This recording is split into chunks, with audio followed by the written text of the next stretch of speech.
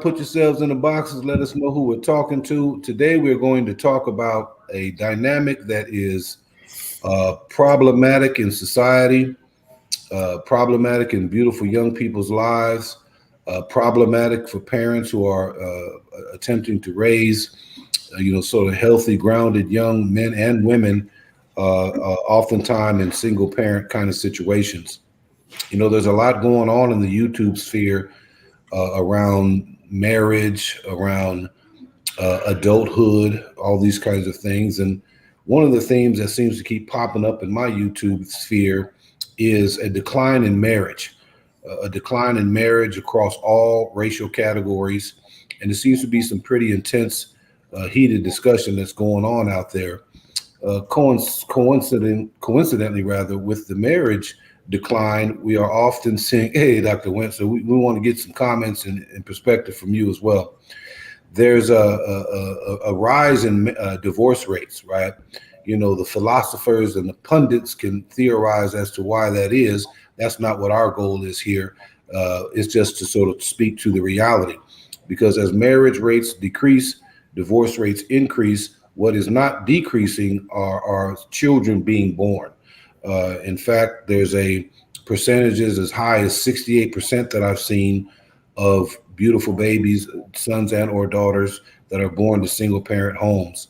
Shout out to the single parents, shout out to the single moms, shout out to the single dads. But we have situations where, beautiful young beings are coming of age largely under the influence of a single kind of parent, although we will be the first to acknowledge that the other parent has a varying ways of being connected into the lives of the children. As I've mentioned before, I've been married twice, and my first daughter was essentially raised in a single parent household, and then subsequently, I have 5 children who are raised in a 2-parent household. So, I understand both sides of the spectrum. This is in no way an evaluative kind of conversation.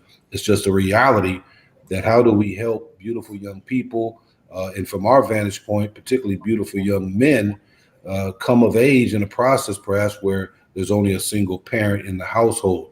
As we've talked about, we want to be relevant to fathers. We want to be relevant to mothers who are raising young boys, young daughters, and might want a sounding board, might want to get a perspective from 2 fathers who have been in it for quite some time, and then also from young men who are of an age set that might be comparable or close to that of your beautiful children.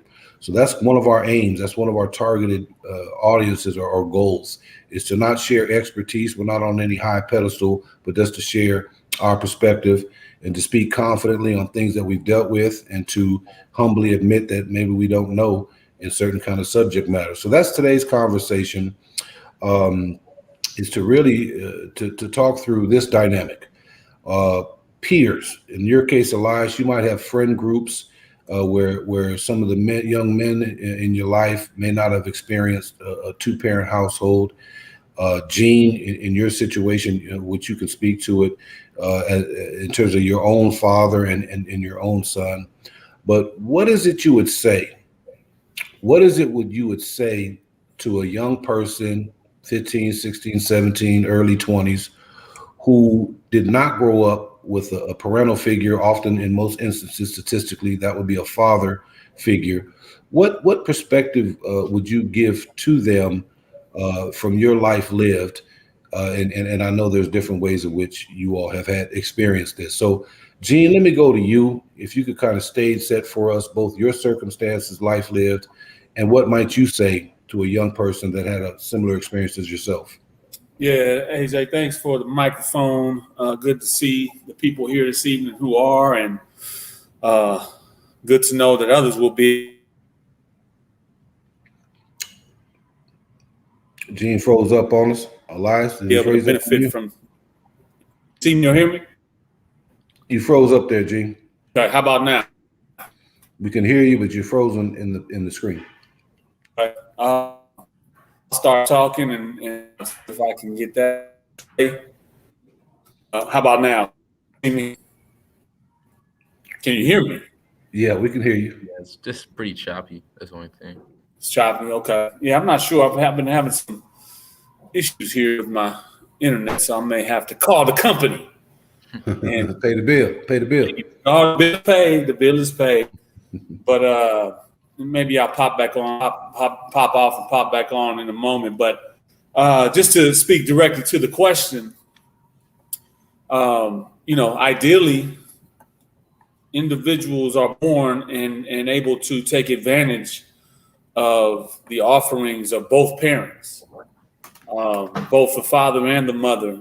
And, the way that the human biology works is that in almost all cases, you're born to two individuals, and you ideally would be able to have the benefit of the information, the education, the life lessons that both parents would offer. When you have an absence of a parent, either male or female, mother or father, then naturally you will be absent also of the direct information from that parent subset that would help you as a young man or woman along your way in your lifespan of bringing information in from both sets. So, for example, in my personal life situation, my father was part of the family dynamic for the first 9 years of my life and then departed. And after that departure, unfortunately, was not involved on any level from that point forward. So I spent the rest of about 35, 38 years of growth in the absence of that father. And so things that I might naturally have gained from him in terms of information on becoming a man, information on dating, information on conflict resolution. Those are just some examples of things that we as human beings, impressionable human beings, etc., or especially I should say, would be looking to receive. And in the absence of that, you either make that information up in your head, you rely on media, television, movies, books, or you find examples of that absent parent in the space around you to fill in those gaps. But there's nothing like having that person in your space and in your home space, being able to pick up the phone if you're not living with your father or mother and call them and ask them how they would handle certain types of situations. What they as a man or woman condition themselves. Gene, you went out again. And socialize themselves. How about now? You're good. Can you see me? Yeah. Yep, we see you. We got the host. But to sum it up, the parent is an absence in relevant experience that you can rely on for your own development. And you sometimes in situations where you can even self-doubting and wondering, was my fault in some way or another that parent left? It can create insecurity. It can create doubt. You can think that, man, if my father didn't think I was good enough to stick around for and be a part of my life, then what do other people think about me as a growing up, young person, young man, ultimately man. And then, you start to wonder if you're not destined in some way, shape, or form to repeat that same dynamic in your future relationships. Yeah. I will tell you, I remember one of my greatest fears was that after I did have or inherit my daughter Nadia, and after we had Jean, and things were looking like they might be falling apart in my first marriage, I started to wonder if I would, self-fulfill a prophecy where I wouldn't be a good father to my children as the separation was happening and all. And, made me work double hard and double down on my efforts to be a good father. And so in your adolescence and in your transition into adulthood, those things can stick with you in both ways, and you have to really dig in within yourself, and from a psychological perspective, understand that it's not your fault. Right, right, Not your right, fault, right. and that the information you didn't receive directly, you are fully equipped to receive from other spaces and places. But it creates some challenges along the way that if you're not conscious and aware and at the forefront of your mind, understanding that you are equipped, even though that person in that example wasn't there, can cause some issues down the road. Man, man, that's heavy, Gene. That's heavy, Gene. The legacy, the lingering reality, perhaps is a better word, of growing up with absent a father is this self doubt, right? This self doubt.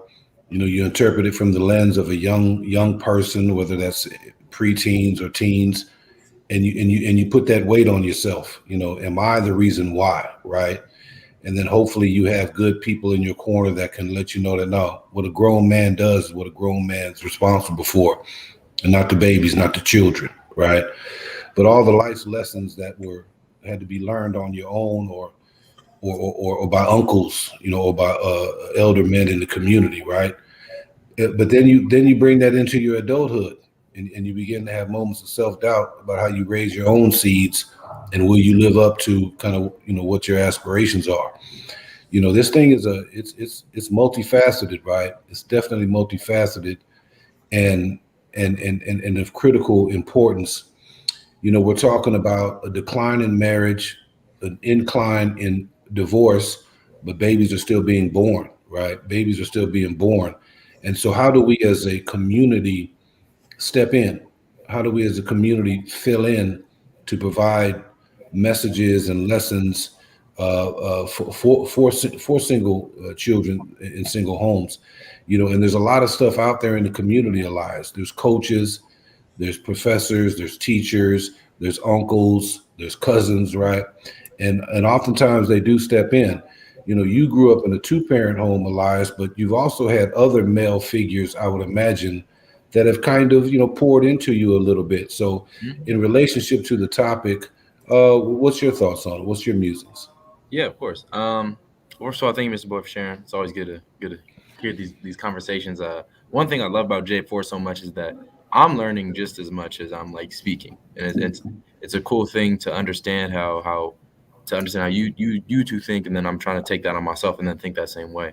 To answer your question though, Dad, for me it's like you said, I've had a lot of male figures in my life who've taught me how to be a better man, how to be a better person, and a lot of them have come really through sports, essentially. You mentioned earlier coaches. I remember my high school football coach, Coach Blue. He definitely helped me so much coming into high school because I came into a high school where I didn't know anyone, like at all, except for my little sister. So to have someone kind of like take me, and he really taught me a whole bunch of things on how to be like a successful student, how to be a successful player. And he taught me just a lot of lessons about life. And it wasn't just me. It wasn't like he just specifically like told me these things. This was just him as a person, him as a coach, always working with the player on an individual level, trying to understand what makes them or how they can be a better person. He was never like just a football coach. He was always like, how can I better you as a person? Because when he betters you as a person, then you're always going to be a better person on the field. So I would for sure suggest joining some athletic team of some sort. I think that's not only like just football, but most of the leadership lessons I've learned, most of the life lessons I've learned have come through sport, high school athletics, and as you can see, I I don't play college athletics at all. I didn't go any Mhm. further than one little tiny offer from a school with about 300 kids. But But you got one. hey, I got two. One was unofficial, um, but yeah, just learn lessons, take everything in. It teaches you how to work hard. It teaches you how to be a smarter person, a better person. It teaches you grit, grind, all that good stuff. So that's what I would say as far as athletics, and then also just joining different clubs and organizations that you feel align with your views.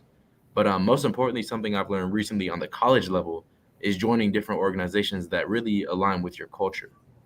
Something that a lot of people struggle with when they come from a single parent household or something of that nature is kind of a feeling of lack of like unity within within their own culture, if that makes sense. A lot of people feel like, oh, I wasn't taught this lesson, or oh, I never really learned how to do this, so I don't really fit into this culture, or I don't really fit into this category.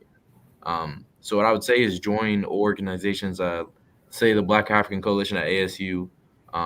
Obviously, fraternities, I'm always gonna preach those, but join Hmm. different organizations that fit which that not only fit what your interests are, but fit who you are as a person. Because of that, you'll learn so many lessons, you'll meet so many people, and it's a really welcoming community, whatever community you're a part of.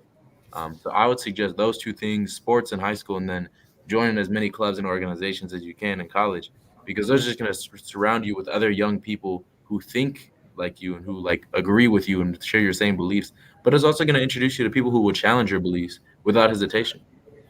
I live with two good friends of mine, and we always have these great conversations about what kind of how we can be better as people, or not maybe how we can be better as people, but we just have very educated discussions, and like when we just like literally messing with each other, it's a very high level to it. I feel like, and that's because I live with two people who I know, who I've met through like things like the Black African Coalition, specifically Sankofa, which is a program for incoming Black freshmen. But those are my 2 cents on this topic. Obviously, like I said, for this one, I'm mostly listening on this one. I'm mostly taking in all the knowledge I can, but I'm so glad to share a little bit here and there.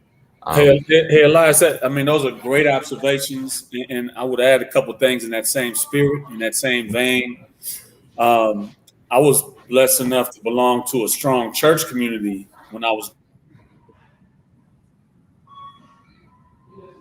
What's up? Gene is on the yo-yo. growing up, Why, and this is crazy. Can Gene? you hear me? Why? Yeah, we got you. I, You're, I just, you're I, I just try what? to add, I just try to add quickly that my mother went out of her way to ensure that there were lives, individuals who could model what that absent parent would model. And these were individuals who were through a spiritual lens, individuals who cared, like Elias said, different organizations and different groups.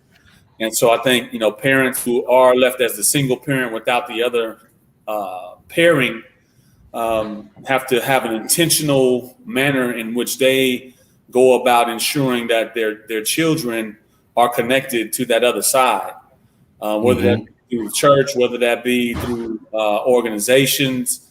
There's a lot of organizations out there that offer beyond sports, which I agree is a fantastic one, but offer programs for youth. There's community centers and things like that that offer programs where you will be introduced to individuals who can speak into a young person's heart when that other parent is not there. And so there's an intentionality that the parent who is there is responsible for engaging and helping there to be expressions of the other side, so to speak, when that's not provided uniquely in the home from that parent. Boom, boom. You Also, know, a few questions in the chat whenever you're ready to. yeah, I saw one from Dr. Went. It says, "How does a single parent provide a healthy network if the other parent is completely absent?" And in offering personal testimony, Dr. Went says, "I've done my best, but still lacking." I want to acknowledge that there's a narrative, a very narrow narrative around single parenthood, and it's often a time where the father, and statistically, it's more often fathers, are completely out of the picture, right?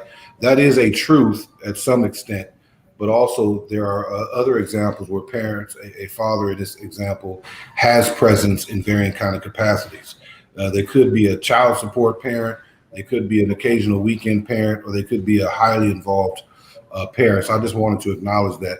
I think you all are both speaking to Jill's point about expanding the network. Elias, when you were talking and about other men who have poured into your life, it reminded me that there was a time when I saw older men, principals, teachers, coaches, community folks who were drawn to you, who kind of admired kind of the things you were doing and wanted to pour into you. And then old dad I felt a little some kind of way there for a minute, right? I was like, it's they encroaching my lane, Gene, but I had to think about that, right? And I was like, no, no. I said, I can't be so ego driven or so narrow in my thinking to not realize that people see things in you, in this case, Elias, and they want to pour in, man. And I've had more men come to me and just offer compliments, very complimentary to who you were. And to me, instead of seeing that in some kind of defensive, territorial way, I just saw it as an extension of, good people. We always made sure you were in good, positive places. So when people took any kind of liking to you, that they would pour into you in a positive kind of way. And as soon as I just thought about it and quickly dismissed it, I began to realize that no, men and women, young daughters and sons need other people to pour into them. And we need to embrace that when and how it makes sense.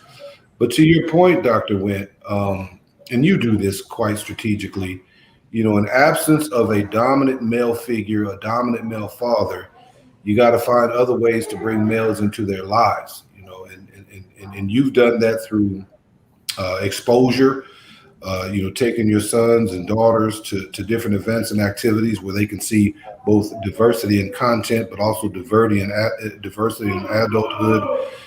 You hopefully have some close friends who are of the male space that can come in and spend a little time or chop it up, whatever the case may be. But also through your work in the men's organization. And Dr. Wynn is very involved in male-centered organizations. And there are many out there in your communities, folks listening in, to include fraternities, sororities, civic organizations, 100 Black Men, church organizations, sports clubs, whatever the case may be. But get your sons into those programs so, again, they can have a cross representation of masculinity presented to them. So absolutely. Hey, Zay, let me add one piece to this too, because I was in a situation in my personal family where there was a divorce, and to your point, as my son was living with his mother primarily through most of his junior high and high school years, ultimately his mom started dating someone who was a good man. Someone who had, a great education, very involved in the community. And like you said, we can be tempted to say, well, I don't want any other man trying to raise my child. I don't want any other man trying to discipline my child. Mm-hmm. But if it's a good man, I mean, guess what? That's just another positive influence that stepped into his life. And I had to embrace that. And I feel like, hey man, that brother might, say something better than me, or he may present or project something better than I can. Well, that's just a benefit for the child. So as parents, even when we're in these situations where there is a divorce, but you're kind of co-parenting from afar, when good people come into your children's life that can serve as an example, that can give them good information, we've got to embrace that versus fight. So there's that part of it too, where I've seen men and women who take objection to the other new parent coming to the table with information, and we should embrace that. We should not feel threatened by that per se. That's important too. Oh yeah. Ego and not that's my territory. That can mess up, further complicate some things, no doubt. Now, I would also say that, I made sure that the brother understood, hey, you're not gonna put hands on my son, and you're not gonna talk to him a certain kind of way. But he wasn't that kind of person anyway. And then I've been respectful too when I've been in situations where I've inherited children from other relationships and so forth. I even have gone to the step of saying, hey, let me visit with the dad and let him know who I am. Mm-hmm. And that I have nothing but good intent in terms of, giving their children information that can help them moving forward. And I'm not here to be their dad, but mm-hmm. I am a male figure that's in their space regularly that can help. It's the whole village concept, right? And that's where it truly comes into play. Dr. Wynn and others, who are in that situation, they've got to activate the village to make sure that the babies have what they need. And somewhat related, as as a father, perhaps who's no longer in the child's life in the home, and then another man is introduced, right? It's always better to try to approach that optimistically, right? To give the benefit of the doubt that the person you chose to have a baby with hopefully has some good mate selection habits and is picking someone that is going to complement her life, but also can complement the life of the children that's physically in the home as well, right? But for the parent on the outside, the father on the outside, if you can approach that optimistically, right? You still got to get your one-on-one with the person. You still want to kind of be on the same accord and the same page. But if you come into it with a, prove yourself kind of dynamic, that might have a certain energy with a certain kind of yield to it. But if you come into it with an optimist, like, hey, how are we going to do this thing collectively? Because undeniably, I'm the dad, and I'm going to have some permanent presence in my child's life because of the mother's decision making. You are now also a part of the life. How do we make this thing work? And so, if you can approach that optimistically rather than sort of with ill intention, perhaps the outcome will be closer to a win-win. Beautiful, beautiful. All right. Granddad's in the house. AJ's been a part of my village. Yes, I have, and glad to be a part of it. All right, so let's just kind of close out with this conversation. You got a 17-year-old young man, Elias. He's your friend, right? In the conversation, he's perhaps of a single mother, and he feels some kind of way about that, and y'all are kind of having your Sunday dinner together, of which you do now, instead of coming home to have dinner with dad on Sunday. It's another point, G. And this comes up, right? Maybe something comes up where he kind of has a little feeling some kind of way about being in a single parent situation. Gene, same thing to you. 17-year-old young man come across your life, and from a single parent family, what would you tell that beautiful young person? Elias, we'll start with you. Yeah, for sure. So what I would always do, or I've never been in a situation, but if I was, what I would do is I'd first let him know that I'm available to him for anything he needs. Obviously, I'm a young guy. I'm his same age, so I can only share so much. I can't really give him any advice that like he hasn't gotten probably. But I would still just let him know that I'm always there for him. If he ever needs to talk, if he ever needs advice on anything, I'm always there. And then the second thing I would do is I would like take my network and my connections and I'd offer them to him. I'm sure my dad has gotten a couple emails from random people saying like, "Oh, your son gave me your email," and I never thought to ask, so I probably should ask.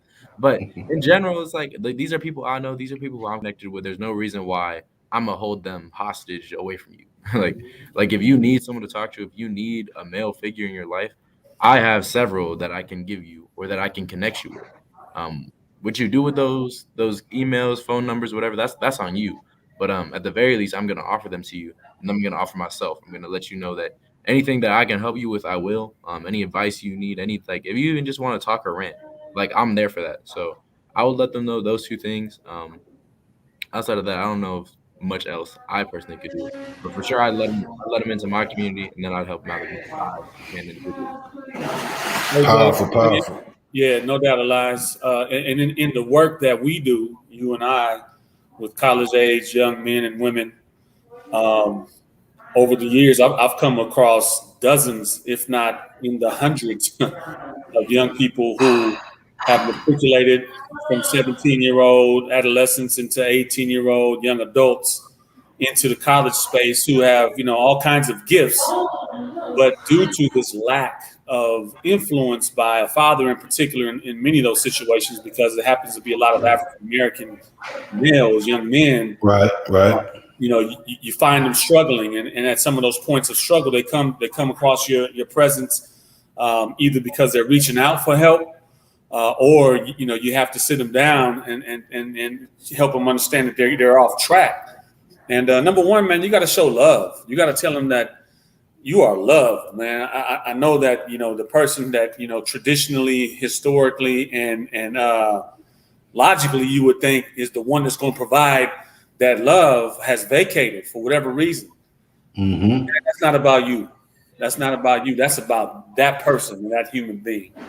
And you are loved, you're cared for, you're valuable, you're worthy. We got to use that language. with our young people who are absent of a parent, because they have created their own story about what that means and what that absence was. And so we need to love them, and then we need to pour into them and give them, like Elias said, our ear, our heart, our resources. There's some things that they may not have learned that I have learned over time that I was deficient in, that now I try to pass along to individuals who are coming into the space that don't have that knowledge and that information. It's critical. It's critical to love them and pour into them and let them know that, hey, even though you didn't have your dad or your mother in some situations, we're all family here. And as part of your extended family, if I can be helpful with answering a question or giving you information, by all means, that's something that I'm here for. And so we see ourselves as extensions of the family, so to speak, and step in where we see that there's that void. Absolutely, absolutely. Hey, J4 family, there's a couple of things. If y'all have some questions, we're kind of in a musing mode here. We'll go about another 10 minutes or so. But, we do have a couple of asks. If you could subscribe to our YouTube page, that would be really helpful to us as we continue to get the word out. And then also share this live feed so that it can get exposure within your social media realm. Those would be two wonderful things for us as we continue to grow. And then offline, if you have some single parents or some young men that can benefit from J4's perspective, then encourage them to subscribe and become a part of the community as well. Just briefly, and if you all have some questions, feel free to put them in the chat. My parents divorced when I was 16 years old. I've always had sort of this complex relationship with my mother when she was alive, and my dad kind of played for lack of a better term, and I can get into it at another time, but he kind of played a stabilizing role for me during moments of tension with my mother. He was a stable figure, kind of a saving savior kind of figure. And when they divorced around 15 or 16, I don't recall exactly, I went to live with just my dad. And so you'll pick up from these conversations a high connectedness to my father. And so when I share this, what I would tell a 17-year-old, it's kind of interesting to juxtapose it upon what I believe to be a very positive, healthy relationship to a paternal figure in my dad. But I would tell a young person to be the man that you wish your father was. And I can't claim credit for that. I heard that somewhere. But to be the man that you wish your father was. Now, I would even say this to you, Elias, okay? So whether you're a single parent situation or a double parent situation, be the man you wish your father was. To say that is to admit deficiency. It's to admit deficiency rhetorically to whoever the son and father is, but also to admit deficiency even as a father that's been in your life since the womb, young baby, But as you examined your father, you saw some things that perhaps, I'm not going to incorporate that into my adulthood, into my manhood, right? And the same thing to a young teenager who has not had a father figure, to be the man he wishes his father was. A lot of time, a young person will spin, understandably, in what they lost out on and the natural frustration that can put into the spirit of a young son, right? But if you can flip that in the inverse and to say, well, I saw an example of what not to do, what then might be an example to do, right? And let that to do be the man you wish your father was, right? That means to become the alter ego, the alter example of the skeletal figure or the vacuum figure, whatever that represents into your mind. Fill that up with things that you didn't have and be the man that you wish your father was. So he still plays a role. He still plays an example, but he plays it in the inverse, right? And that's something that you can do as a 17-year-old. It's something to do in your courtship ritual. It's something to do in your marriage and preparation, right? And there's one thing that I did that I'm very happy about. And if y'all got some questions, put them in there. Granddad, you want to get in on a statement, please do that as well. Break the cycles of things that you don't like about yourself. Break them with your children. Break cycles, generational cycles of things that perhaps you do not want to carry forward, things in your own character and in your own personality or in your own life. Break the cycle in how you raise and care and guide and love your own children. And for young men who went through the single parent journey, right, break that cycle with your daughters, break that cycle with your sons. And that is practical, direct work. I imagine at some extent it would be healing work. It would be healing and cathartic work for you as you go into your adulthood. So that's kind of what I would share. Be the man you wish your father was. Hey Jay, I know we're closing, man, but it really struck a chord in me what you just said, and I mentioned earlier that I had this fear that if I was going through this divorce, I would somehow or another become absent because my father was. I had anxiousness about that, and I'll never forget there was a moment where I was not living in the house, but I was visiting the house. Almost daily, and one night I was putting Gene to bed. If he was on here, I don't even know if he would remember this. And I was living with a friend at the time, and he told me, he said, Dad, you and your friend, he must have a fun house. And I said, well, son, why you say that? He says, because you leave and go over there. I was crushed, man. I was crushed, and it felt like that prophecy, that self-fulfilling prophecy of negativity was going to happen. And at that point, I doubled down, man. And even though my ex at the time moved to another side of town, it was about a 45, 50-minute drive without traffic. I became one of the coaches on this team, man. I would leave work early, 2-3 days a week, and just drive my tail off in traffic for an hour and a half to get there and show up at this practice and be present, man. Be present, So it was a double down to make sure that I was a man that my father was not. Right. And, it certainly paid some dividends in the long run. So that is a profound statement for sure. Man, woo! As we're talking here, I think we probably need to have a show that talks to single dads about. They may be going through this stuff, right? They may be irritated. They may not know what to do.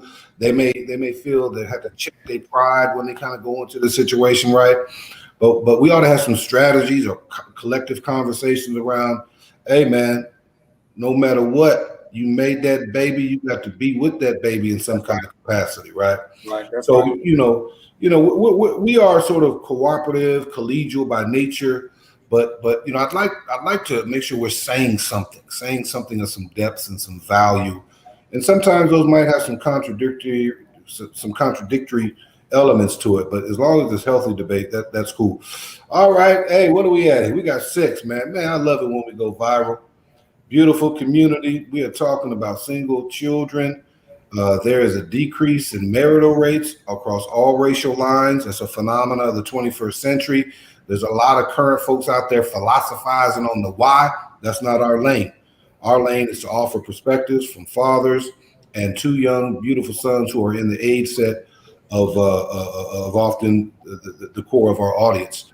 While marriage is declining, divorce rates are going up.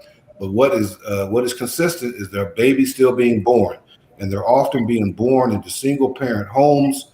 And in our community, I need someone to convince me that is true. But I'm seeing data that says 68% of Black children are born into single homes. I can't believe that, but that's what the data says. That does not square with my worldview. That's a messed up number. But more importantly, those 70% of young folks, they're still coming of age, and single mothers are rocking it. Single dads are rocking it. But there needs to be complementary support, and we want to be able to speak to that in ways that we can and in ways that are welcomed. So I'm not seeing any questions. Beautiful people, if y'all enjoyed the show today, thank you, Dr. Wint. We appreciate it. For those folks in our live chat, y'all get on over there to YouTube. Click that subscribe button. Click on this J4 Facebook Live button. Elias J, any last thoughts, good sir? No, I'm all good here. Good conversation today. All right. Gene, I'm gonna give you the last word and take your time with it, man. This is a subject matter that you've both lived in different kind of contexts. So last thoughts from you, Gene. Well, it's an emotional subject for sure, because frankly, there's a lot of pain involved. Yeah. And as parents, we those of us who are not so discombobulated and messed up that we are just not involved. We want a better experience for our children. We want them to have it better than we did. And when it becomes about that, then by any means necessary, you will be able to activate the network around you so that your children are provided with what they need to be whole people, to be individuals whose gaps are filled by healthy feedback, by healthy individuals. And the word of caution is if we don't do that with our children, especially in these situations where there's a parent absent, then they're gonna fill that space with something. Mm-hmm. And that space could be that might be alcohol, it might be drugs, it might be sex, it could be a lot of different things. And so that's the word of caution, that as a parent, you got to double down on your commitment to bringing what to the table, what is not there. And I know that can be overwhelming when you're just trying to put food on the table and trying to, get the kids where they need to go. But just be intentional and activate your network in a way that can provide things that will fill those gaps. Boom, boom. My last statement would be this: whether you are a single child to a single mother or father, or whether you are raised in a two-parent household, beautiful J4 family, be the man you wish your father was. I'm AJ, your moderator. That's Elias J, our All Things Production Manager. Granddad says, I appreciate the conversation, love the wisdom. That comes from the elder statesman of the Jones Patriarch, and that's the one and only founder, Mr. Gene Boyd. Young Ya, take us out.